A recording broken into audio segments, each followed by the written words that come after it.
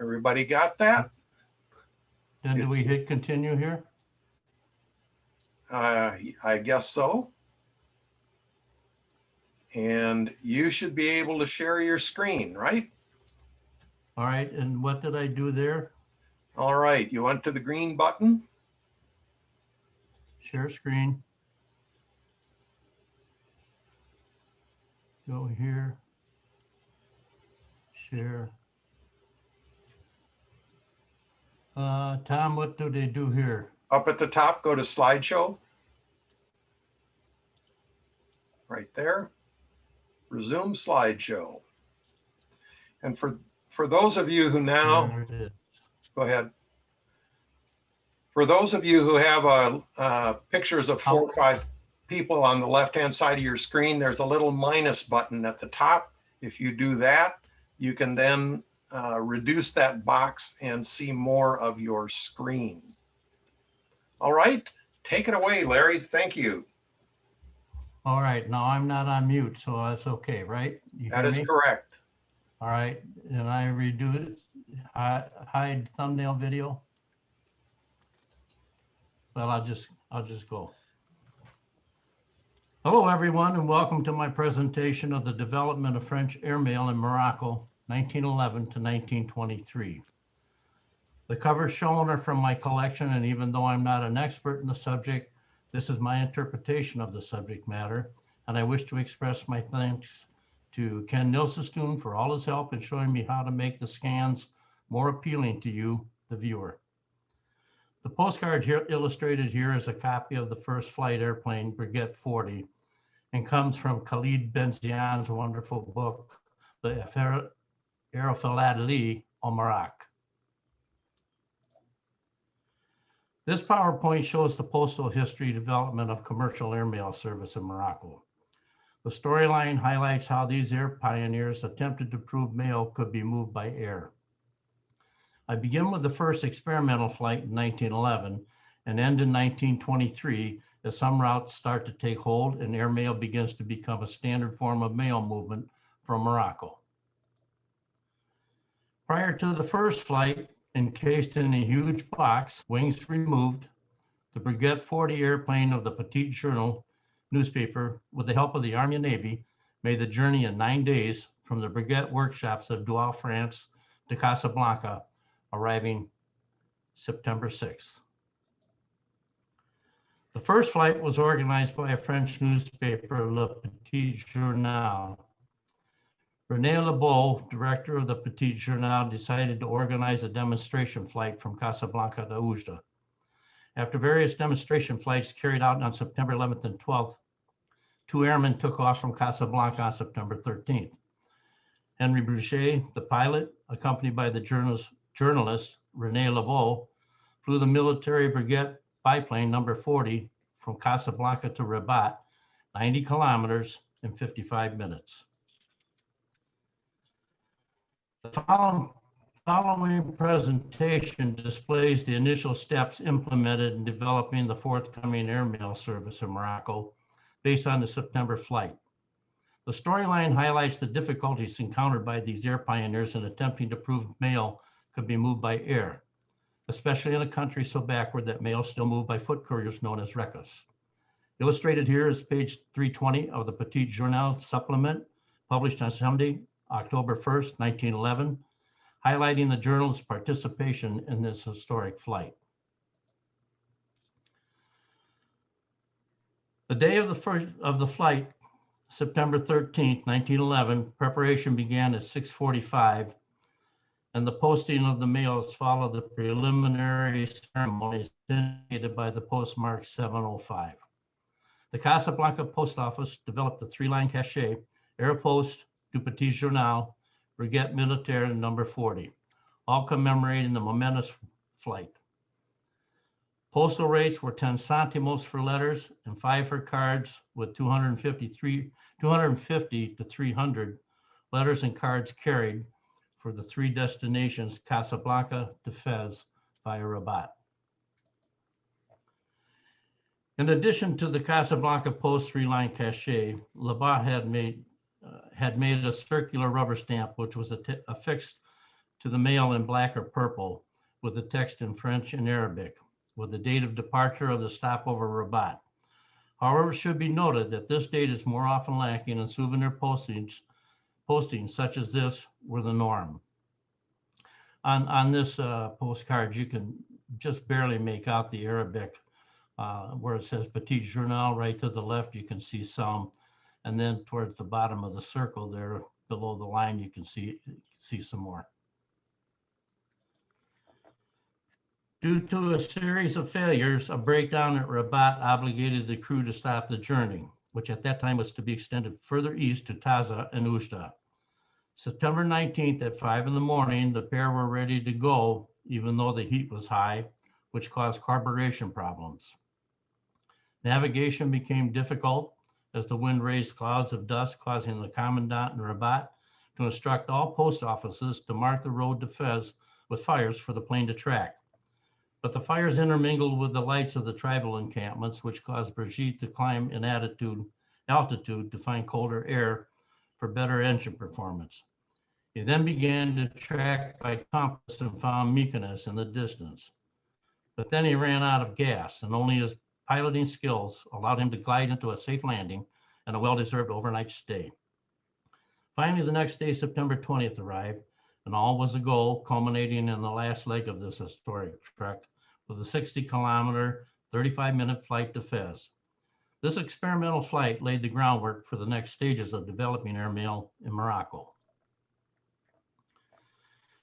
Prior to the advent of civilian airmail service, military had made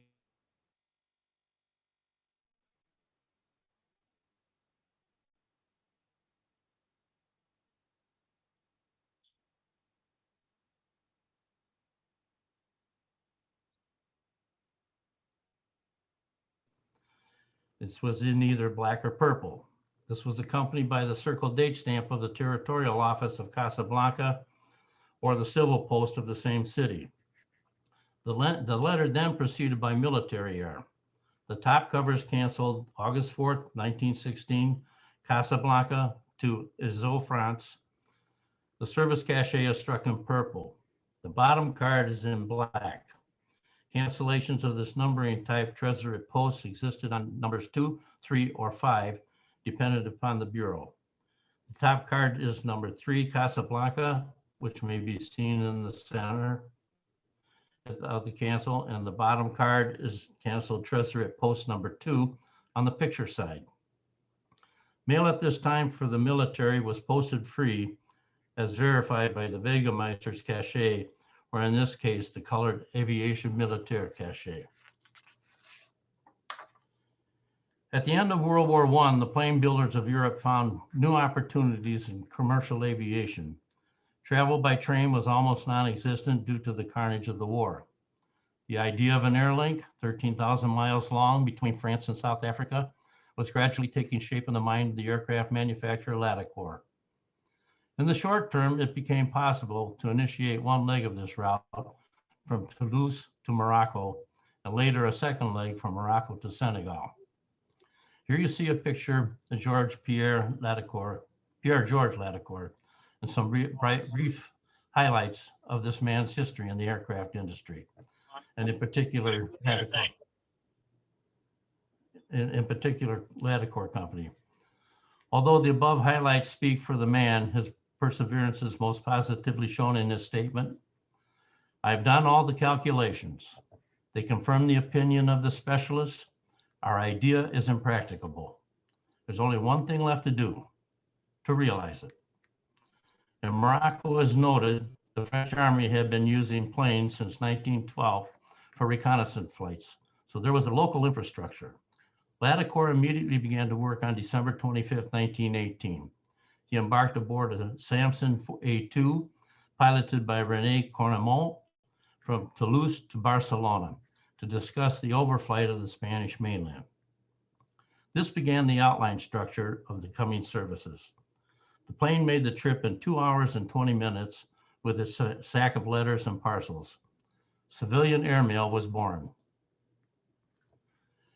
On March 8, 1919, the same Pierre Latticor flew experimentally, along with co-pilot Lieutenant Lemaitre, 1,900 kilometers from Toulouse to Casablanca via Malaga and Rabat.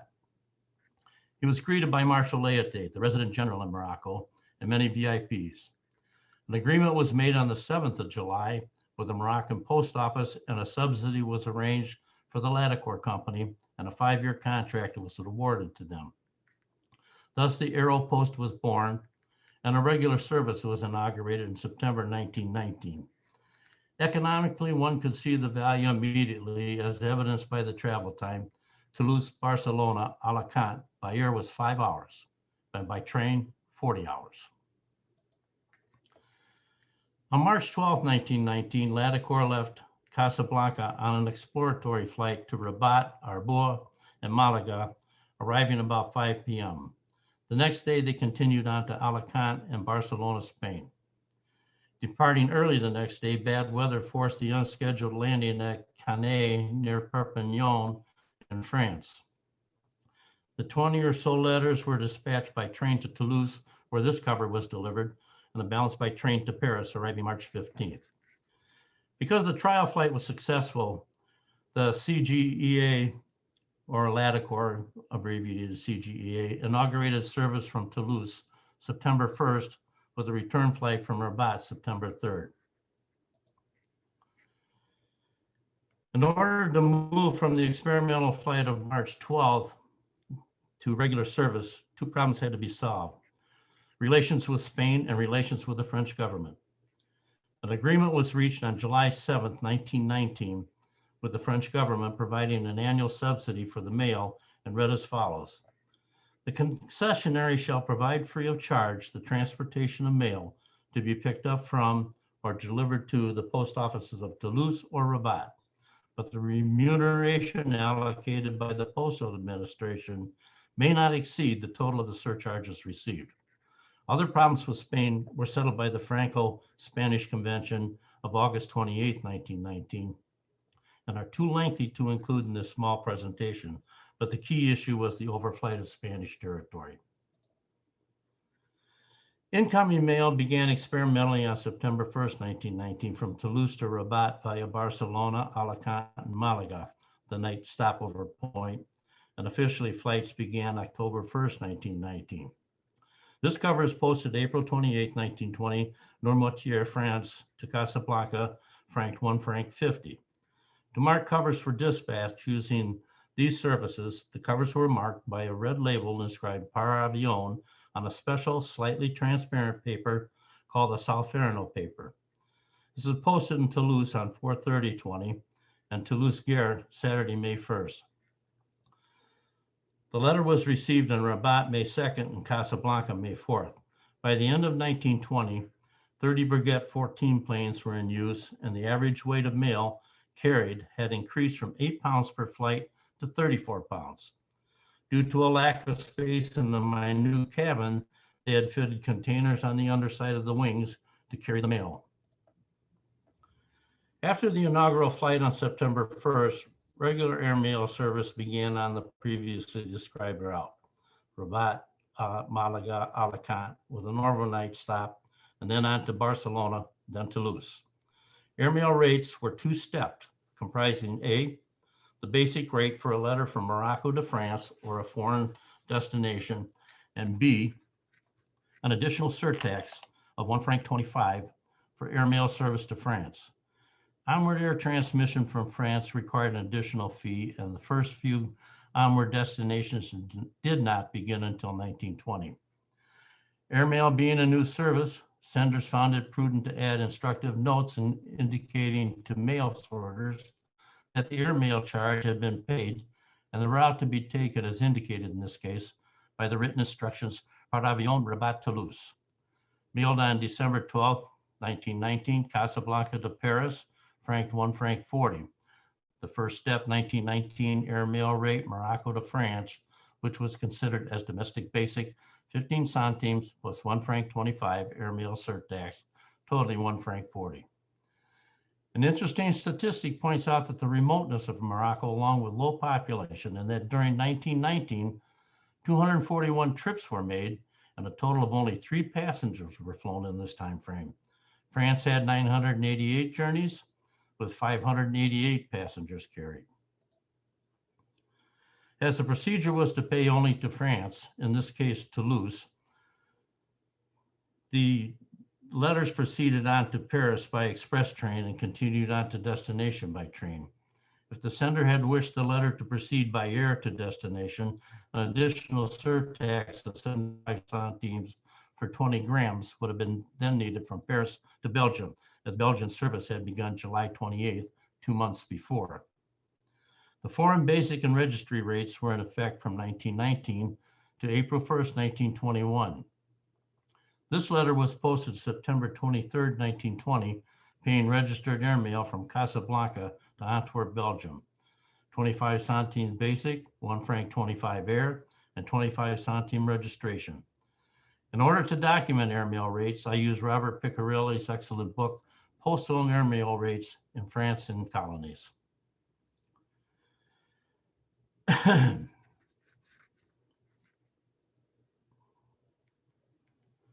Because the airmail surtax from Paris to London was 3 francs as of September 29th, the additional 25 centime franking on this letter fell way short of the postage needed to complete by air. Because of this, the additional 25 centime is not canceled, and delivery to London was overland and by sea. This aspect then lends to the reasoning why the British Post Office delivered the letter by express and charged the receiver 8 pence, the express fee charge, as indicated by the rectangular violet cachet. I've not found an answer to this question, and I don't have a guess. So maybe during today's discussion afterwards that somebody can help me with this. Originally, the Rabat-Toulouse departure dates were scheduled to leave Rabat the mornings of the 3rd, 6th, 10th, 13th, 17th, 20th, 24th, and 27th to arrive in Toulouse the following day, in time to connect with the departure time of the express train for Paris. The dates were changed in February 1920 to 1 day later, and in June, departures from Rabat were changed to Tuesdays and Fridays of each week. This cover was mailed through the Rabat Residence Post Office Thursday, December 2nd, 1920, addressed to Grenoble. It transferred to the Rabat RP Post Office, causing it to miss the scheduled flight for Friday AM. The RP cancel shows an AM transit, but missed the plane as the Toulouse Gare transit shows December 8th at 1700 hours, 3 hours before the express train departs for Paris and delivery to Grenoble. A slow start in 1919 for airmail gave pause to Laticourt and the post office regarding airmail rates. As the French government was subsidizing the airline, the basic domestic rate, which was set for mail sent within the French community, was amended April 1st, 1920 to 25 centimes 0 to 20 grams and 40 centimes 20 to 50 grams. At the same time, the maximum permissible weight went up from 200 grams to 1.5 kilograms for letters and 3 kilograms for printed matter. Thus, on August 20th, 1920, this cover from Rabat to Paris paid the new 25 centime basic rate plus 125 air surtax. A new airline starting point in Morocco was transferred from Rabat to Casablanca on December 1st, 1919, and became effective on July 13th, 1920. This allowed this cover from Casablanca to now fly direct without transfer to Rabat first. Posted Casablanca September 23rd, 1920, franked 150, direct to Paris. Airmails originating in an outlying city were subjected to regular overland routing of mail to the base airline city, in this case Casablanca, and included in the fare. Posted in Fez on October 10th, 1920, it traveled overland to make the connecting flight from Casablanca to Toulouse. Georges Guynemer was a World War I ace pilot, revered by the French. He was found dead on September 11th, 1917, riddled with bullets at the foot of his downed plane. He was given the Order of the Nation on October 18th and labeled the commander of the Escadrille de Georges Guynemer. The legendary hero also was surnamed the Aces of A's, with his 57 German planes shot down. In 1920, a sticker with no value was issued by the French. This precursor shows an allegory of France with her flag draped over the portrait of Guinevere in a medallion with a palm at the bottom and the words Airmail correspondence to the side. The etiquette was issued in May 1920 in France and featured the same specifications as a postage stamp, including French Republic and Post, not seen on other labels. No face value was specified. This precursor then became the etiquette used to indicate airmail. It was required on airmail until 1923, when it was superseded by the all too familiar airmail label. It is described as a precursor and listed in the Maury catalog because it was used before the airmail label and for the same purpose as the airmail label. The label begins to appear on airmail in Morocco in 1921, although it wasn't used on every Moroccan airmail letter as required. The cover is posted January 8, 1921, Rabat to Paris, and franked £1.50, with a compulsory label applied, even though the sender still applied the manuscript instructions. Correspondence par avion. Like other aircraft of the period, the brigettes had no instruments and navigation was done by eye, and the pilots followed the coastlines of Spain and Morocco this way. The regularity of service became an obsession with Latticourt, who claimed in the conveyance of mail, there is no room for delays of regular service. This is better expressed by Raymond Vanier, one of the pioneers of airmail. One Sunday afternoon, I came back from Rabat 24 hours late. At Montadron Airfield in Toulouse, there was nobody but the guards. I had announced the breakdown and there was no one waiting for me. So I shouldered the 2 bags of mail and suitcase in hand. I went to the tram stop and delivered my precious cargo to the main post office. Happy days. This reflects the dedication of the pilots to their job and the dedication Latticourt had in delivering the mail. In addition to the basic airmail rate previously noted, the registry rate increased from 25 centimes to 35 centimes, effective April 1st, 1920.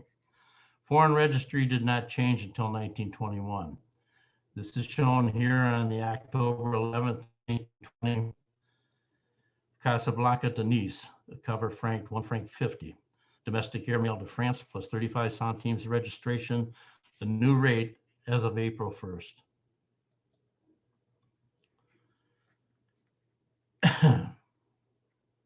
The Universal Postal Union, UPU, is an international organization bringing together postal operators around the world. It aimed at providing and constantly developing the postal connections between various states. According to one of the UPU's directives at this time, the country of destination is authorized to impose a special surcharge in accordance with the internal legislation on articles addressed poste restante. If the article is redirected or returned as undelivered, the surcharge is canceled. Poste restante is a postal service provided travelers to receive mail while traveling without access to postal address. A tax was applicable only in those countries wishing to charge for this service. This incoming air Le Mans to Casablanca addressed poste restante was subject to the 10 centime tax payable with postage due stamps. The tax was doubled for non-prepayment. Morocco joined the UPU October 1st, 1920. But I'm unsure to determine if that included the Spanish post office too. It's only listed as Morocco, and I think I read that in James Benton book on the UPU. Within 2 years of Latticourt's establishment in 1919, considerable increases had been made in the airmail flown. 9,124 letters had been flown in 1919, increasing to 182,061 in 1920. This allowed for the drop in the surtax rate and helped to justify the French government's subsidy program. This cover was mailed Marrakesh, Medina, September 8, 1921 to Paris. The manuscript notation upper left states Voira dos on the back, where the additional 25 franking is applied and properly canceled to fill the £1.35 charge. This is backstamped Casablanca, September 17th, illustrating 9 days overland transit. At the end of 1920, service changed to constant days of the week rather than the particular dates of the month. Airmail service was on Mondays, Wednesdays, and Saturdays. In February 1921, the air tax surcharge was lowered to 75 centimes for 20 grams and 1 franc 75 for 20 to 100 grams. This cover was posted at Rabat Babalou, October 22nd, 1921, paying 1 franc, the new domestic 25 centime domestic, and 75, excuse me, and 75 centimes French airmail surcharge to Lyon. The letter was transferred from this annex post office and reposted from Rabat.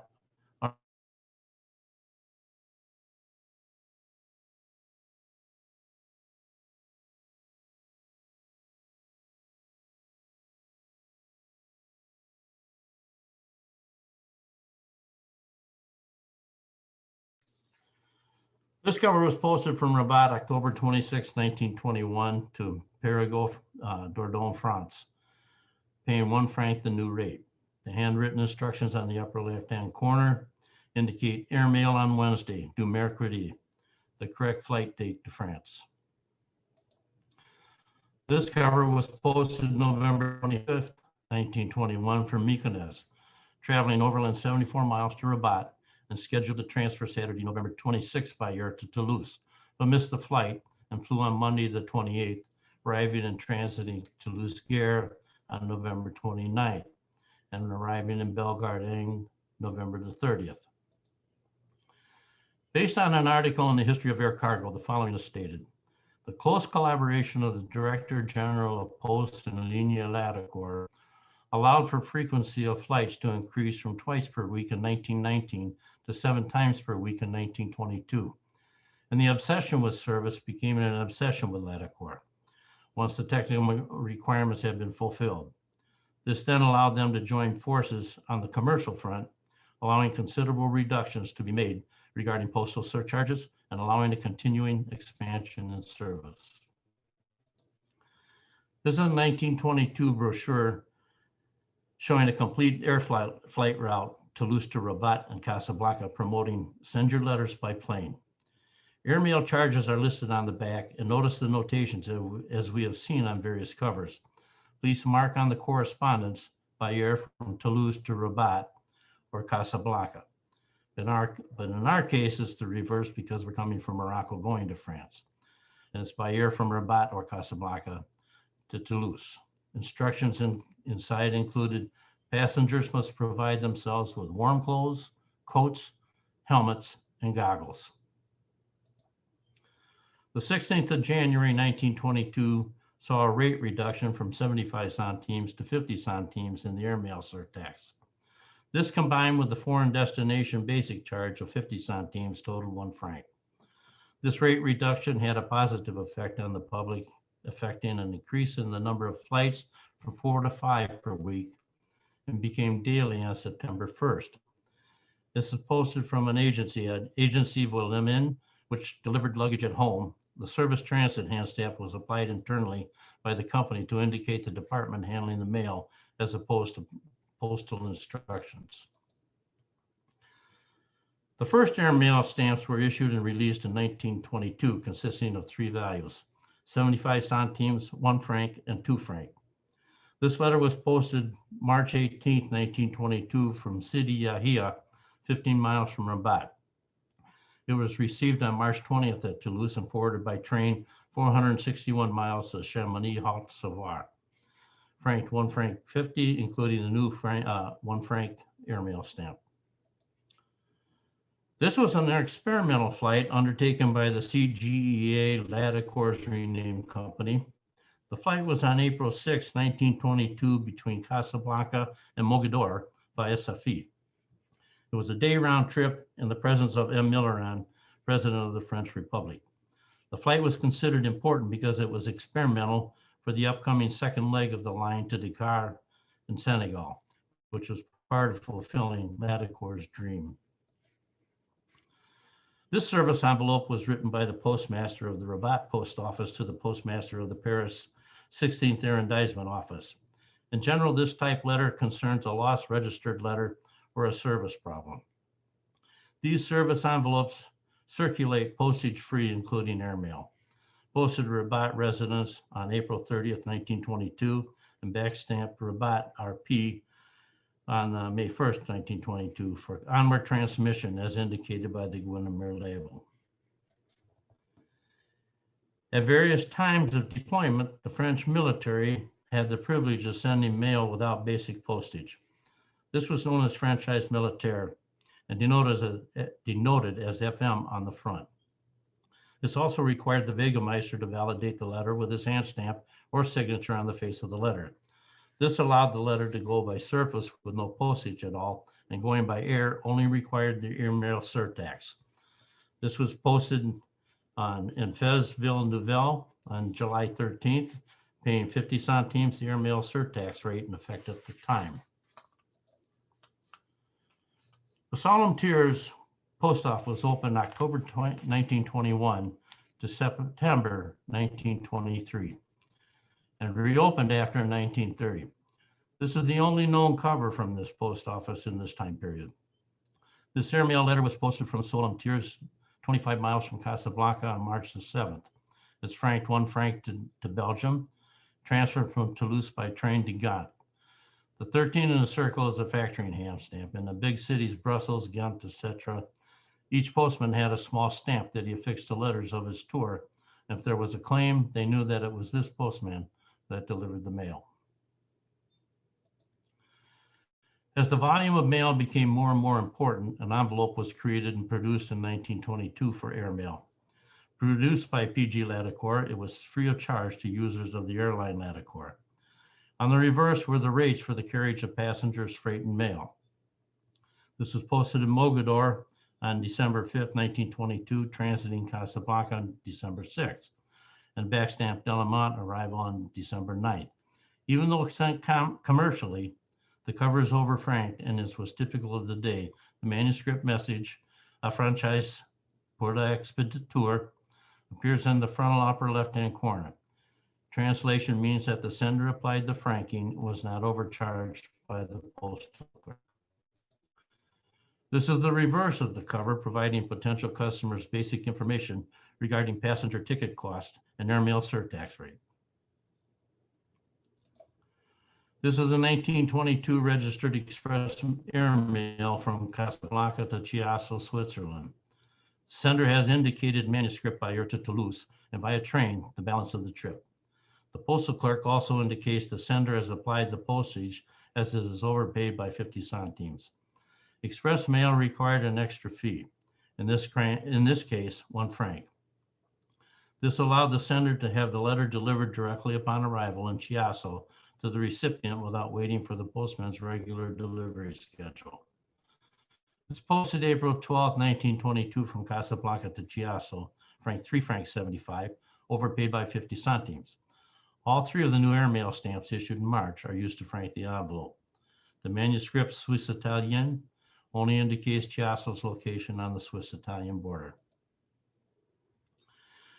This one was posted August 31st, 1922, Philatelic to Marseille via Toulouse.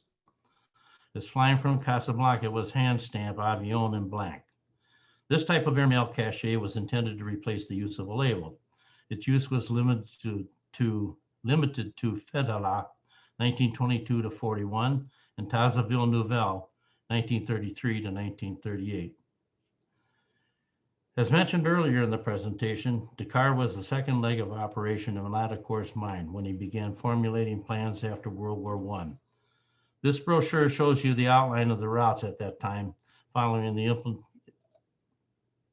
happened here?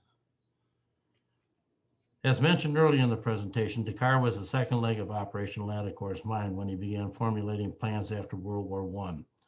This brochure shows you the outline of the routes that at that time following the implementation of the Dakar route by Latticourt. You can see as it starts up in France and continues down into the south of Africa there to Dakar. On the 3rd of May, 3 Vigette planes left Casablanca for Dakar on the inaugural flight. The first flight was piloted by Delrue the second by Sewell, and the third by Ham. The journey took 2 days for the 2,700 kilometers. A special cachet was applied, and the rate was the normal 25 centimes plus 50 centimes for the airmail. In addition, this cover is addressed to Ham, the pilot of the third plane on the same first flight, who was forced to land at Cape Barbas, Mauritania, due to a shortage of fuel. Another pilot, Del Rue, rescued him in the 250 letters Ham's plane was carrying and proceeded to Dakar, arriving May the 5th. The Brigade Company developed these Brigade 14 planes specifically for Latticor's small mail business. This provided mail room in Del Rue's plane for Ham and the mail, as well as the passengers already on board, which included Lefroy, his mechanic, and Lewis, a journalist documenting the flight. A special air label privately produced for Latticor is affixed to the front, as is the red inaugural flight cachet. The Brigade 14 was among the most commonly manufactured models by the company, as evidenced by the production of 100 for Latticor's mail service.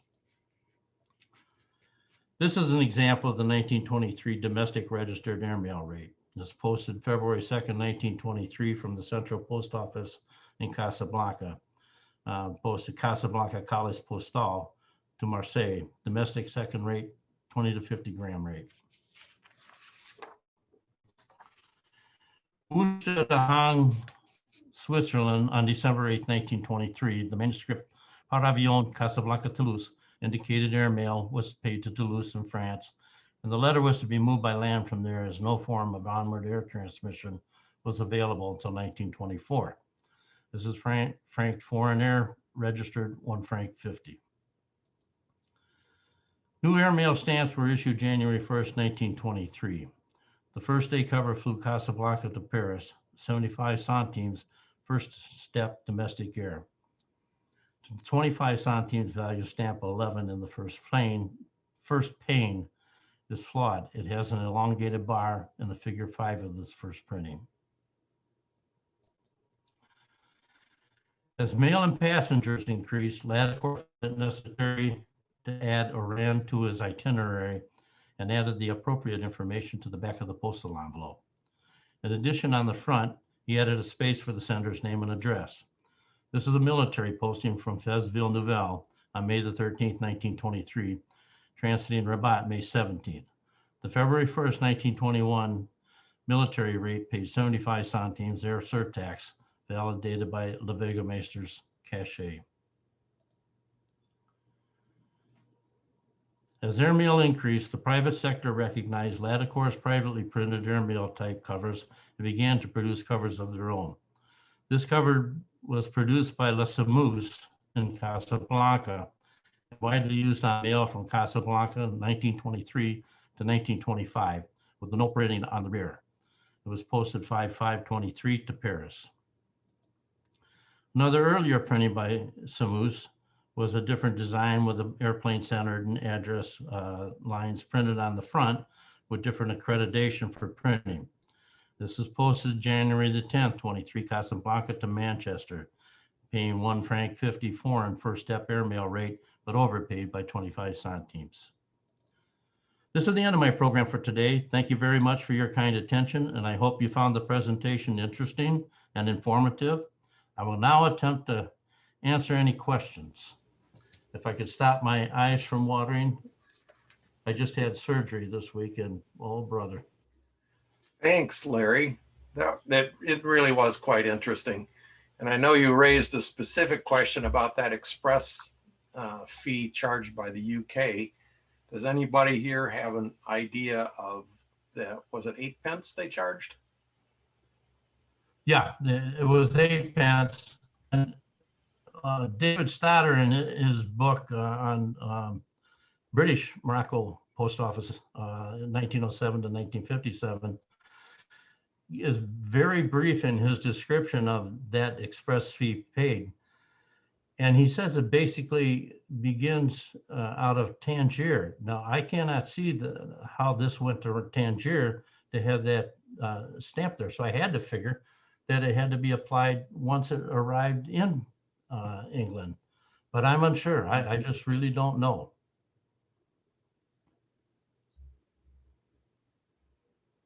Well, let's let that one sit and see if anybody else has a different question.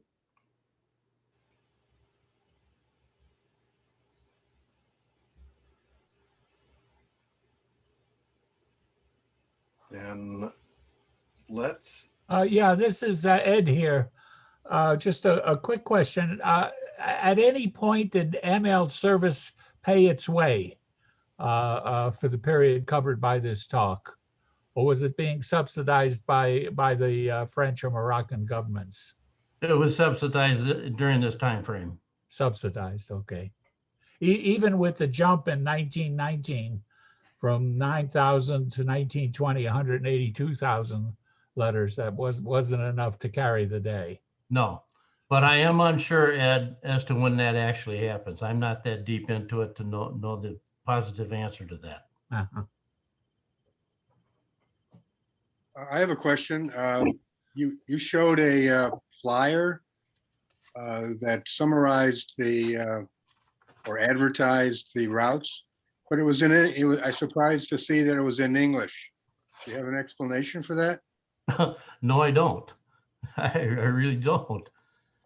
Well, the item, if you looked in the, said it was printed in London.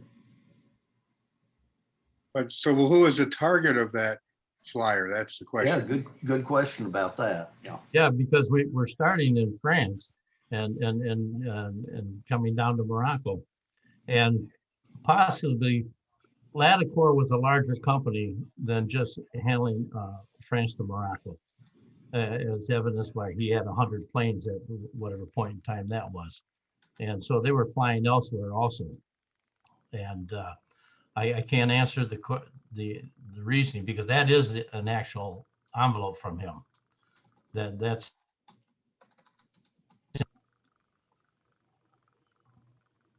I noticed in those same brochures, the prices for a passenger ticket were, to me, pretty steep. 800, one was 840 francs, another was 500 francs. How much money did a person make back in those days? A French person. Moroccans presumably didn't have much money.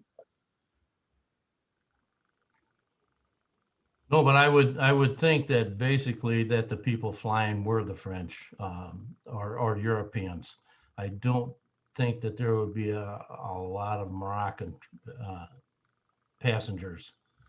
They were barely speaking any French at all to the people that were down in the country from France. I'm just thinking that here in the United States, what was it? A Model A cost $500 or something like that, and the exchange rate was 5 to 1. Does that sound right? So that would have been $100 to $175 for a plane ticket compared to the price of a car here in the United States. It's a lot of money.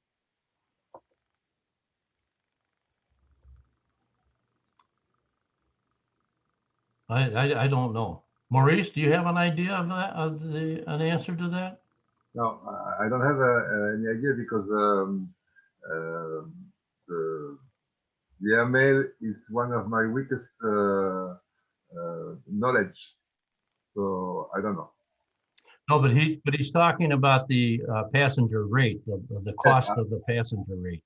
I have no idea. I think that at that time, people who were able to afford an Airmail ticket were probably wealthy people or military officers that were traveling faster by a plane than by train or other means of traveling. That was a period of rapid inflation right during the early 20s, correct? Yes, but even with inflation, the president is right. To be able to afford a plane ticket, it was limited to people really wealthy, or there may be businessmen military officers. But I think that there were very little places for passengers in this kind of planes. Probably they were able to carry, I don't know, 3, 4, 5, or 6 passengers. I don't think that they were able to carry a lot of passengers. It was an additional service, but the main purpose was to bring the mail from Morocco to France or from France to Morocco, and at that time, as told Larry, the volumes were enormous and they were completely in expansion. And you have seen the figures that Larry shown on one of his slides. And it's amazing to see how they developed the volumes of mail. And they started with 2 flights per week, and then 3, 4, and then it was a daily flight. So it was enormous, the possibility to carry mail, and it was the main purpose. But I don't think that La Tecoa was making a lot of money with this business. It was his purpose, as pointed out Larry, was to his obsession was to allow people to be linked by airmail flight to receive news from the soldiers that were in Morocco, or for business to link persons and so on. So it was, first of all, his first aim. And you have a very important book that was written about the story of Mr. La Tecoa by the president of the Union Marcofi, that was one of the main philatelic societies in France, and it was the story of Mr. La Tecoa. And in this book, he relates in detail how the pilots were managed by Mr. La Tecoa, and it was a very demanding boss with his crew and his team. And as told the pilots who arrived 24 hours later, nobody was there to welcome him, but he was supposed to deliver the mail. And I think that La Tecoa at the end of his business life was quite in bankruptcy, and was merged to create what we know now as Air France, in the middle of the 30s.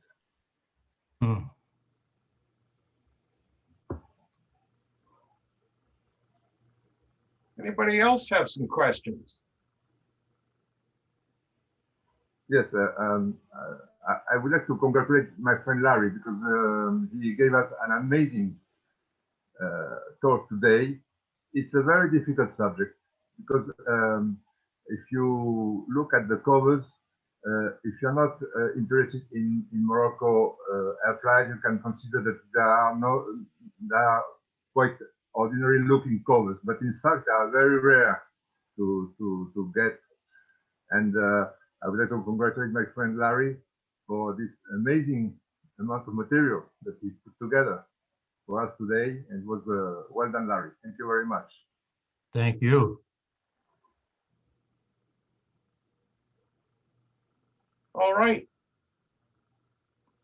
Then, as I said, in 4 weeks, I believe, if not, it's 5, the 4th Sunday in June, 2 o'clock Eastern Daylight Time, Ed Grabowski will talk to us about the FM overprint.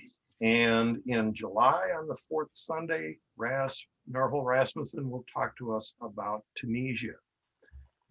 Larry, it's been great, and I thank you for what you've done. It was fun for me to, as he said, I went through his slide program. I added a couple of pictures for him and that sort of thing, but it was really fun for me to go through and learn about this as I was helping him prepare his slides for today. But Larry gets credit for all the scholarship. I only get a little credit for the layout of the slides. Thank you, Ken. Oh, you're most welcome. And I'm always looking for speakers. So if you have a subject that you would like to present to our group, please let me know via email. My most easily remembered is knilsestuin@gmail.com. You can find it in the France and Colonies Journal. You can find it on our website, franceandcolonies.org.